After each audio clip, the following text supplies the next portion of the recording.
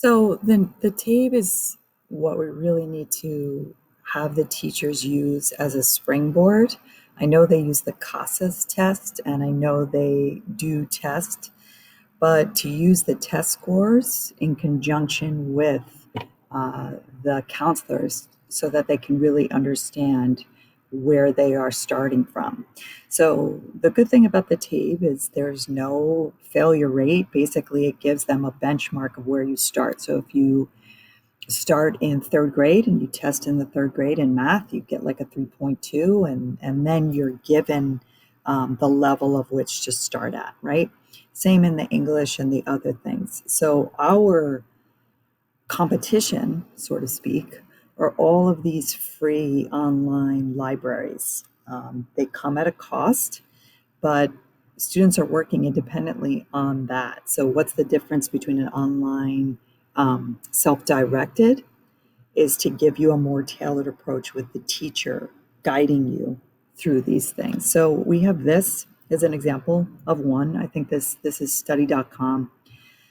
Edmentum offers this, but look at what the students are looking at. This is what they're looking at. They get 254 lessons. It's self-paced. They get little vignettes, 8 minutes, which is the attention span of an adult, right? And then they want to turn the channel.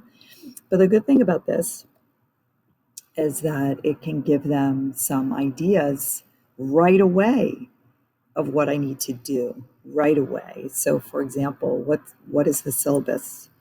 What am I going to be learning? Geometry, operations, all of this can be set up on a Canvas course, for example, a course outline. What does the credit look like? Is it hourly? How do I check in? So it tells exactly how you're going to transfer the credit. Where is that?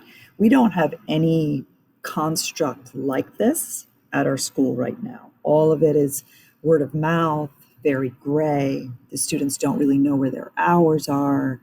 They don't know how they're calculated. Some things get lost. There's handwritten sign-in sheets for attending class, checkout if you're going to lunch or something. It's all handwritten. So we need to kind of revisit that and have a lot more transparency to that. Every single one of these units has a quiz taken, which the student can take a look at that. They can go through a little mini vignette lesson and they can take a test. Take that lesson, take the test. We have all of this here in a photocopied folder, huge filing cabinets, I think more than 30 file cabinets in rooms 19 through 21. So what we need to do is digitize everything, make it palatable for students. They can see their progression and they can see moving from grade 3 to grade 5 and moving up through the ABE TABE process.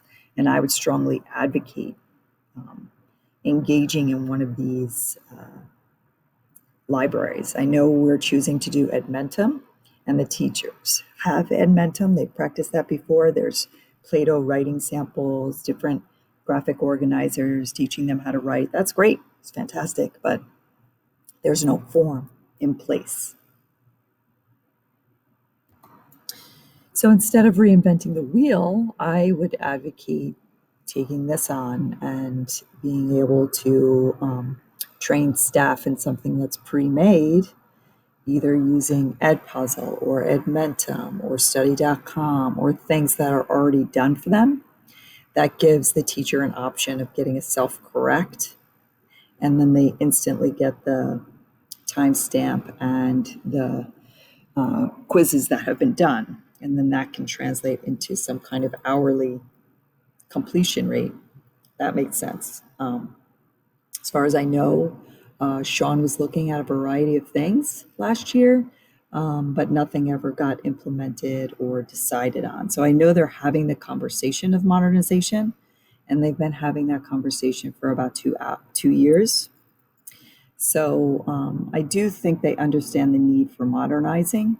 And I think at this point, it just becomes, let's see,